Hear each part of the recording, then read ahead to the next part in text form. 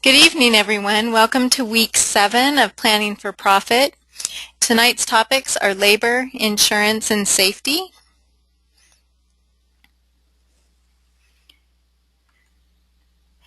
We have 2 presenters tonight. Diane Green with Green Tree Naturals, who's been a presenter before, is going to present tonight. And we have a guest, Linda Castaneda from Idaho Department of Labor. She's down in Burley.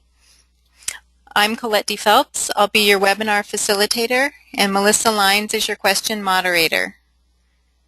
Again, let's go over our webinar tips. Please close all other programs running on your computer to optimize your webinar experience. Check your sound. If you're running into problems with clarity, speed, etc., go ahead and switch to the phone. The call-in number is provided in your welcome email. And if you do call in on the phone, please mute your computer sound when using the phone. Last week we did have a little bit of interference, and that was not with you all. That was definitely on the presenter side with someone's particular phone line. But if you have consistent interference throughout the webinar, definitely go ahead and switch. But if it's just with one speaker, that may be on the speaker's side, just to let you know. You can type your questions for speakers in the question chat box, and we really recommend that you type those in as they come to you so that we have them on hand when we have our Q&A time. Again, pink responses are private to you, green responses are to the full audience.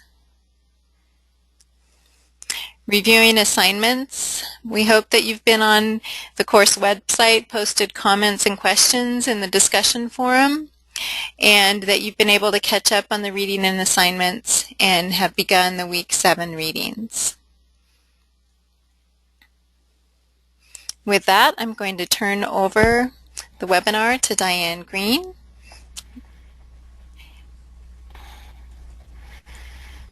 Hello everyone, good to see you on the computer again this evening.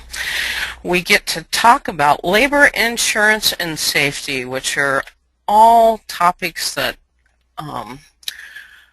well, I think we all have some pretty mixed feelings about this, and hopefully by the time we get through this evening you'll be enlightened on a lot of different aspects.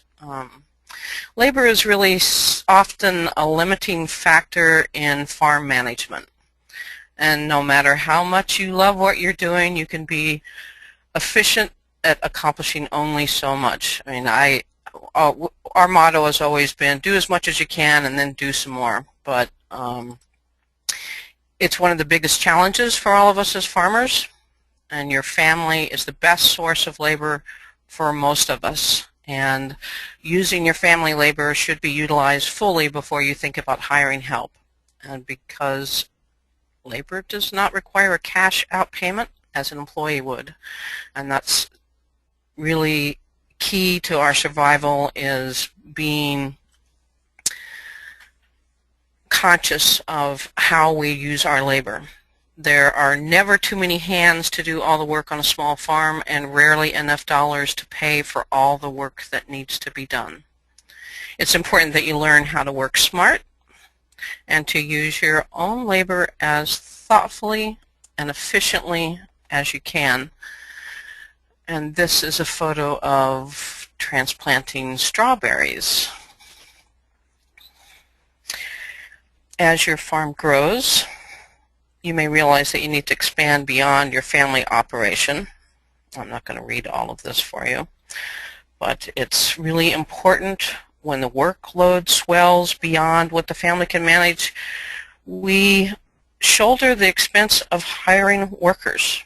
And we need to consider hiring workers to complement rather than replace our family skills. Labor should really be hired to do what you do not do best. And that's not an easy thing to do, because most of us really want to do everything and be everything, but we really need to assess how our chores are working and pick projects that don't require our personal touch for who we hire for labor. Whoever is best suited for a certain area of operation should really spend their time doing all of that as well as it can be done. And that, I mean, I'd almost think about, I mean, I keep going back to these different types of assessments, but I almost consider doing an assessment of all the projects that we do on the farm and really look closely at what things we can move through, what things we can let go of and have someone else do. And we all tend to, this is a picture of Tom planting garlic. He's very picky about his garlic planting and has a certain way that he wants it done, and we've never hired anyone to do our garlic. Personally, I'd love to hire someone for that process, but we don't do that because that's something he likes to be perfect, and look at those perfect little rows. So it's not an easy thing to do, hiring farm labor. You really need to only hire when you absolutely have to. I mean, everybody has their different feelings about it, and I suppose when it comes down to it, it depends on how much funds you have to spend on that. But for myself, it's very rare that we've ever hired anybody to do anything. If we have hired someone to come in and help with weeding or something, we make every effort to hire the best person for the job. And you really need to do that assessment when you're going into hiring somebody, and make sure that you develop an application process and at least see a resume and check references and make sure that the person knows what they're doing when you go to hire, because I mean, you don't want to have to train somebody to get the job done if you don't have to. And finding really good, steady help is not always an easy thing to do.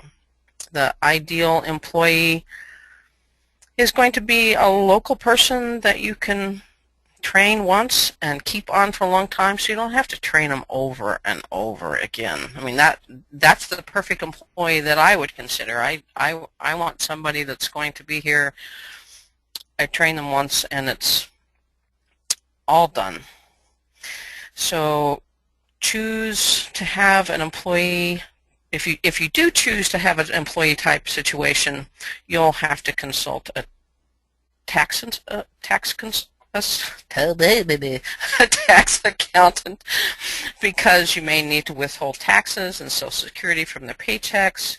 You might have to pay unemployment insurance or workman's comp. Those are things you need to think about. And no matter how you decide to fill your labor requirements, it's your responsibility to ensure safety on the job site and provide insurance for possible injuries as necessary by the State Department of Labor, which moves us into our guest this evening. I kind of went through this really fast, but I really wanted to have allow Linda to spend more time going through this for us.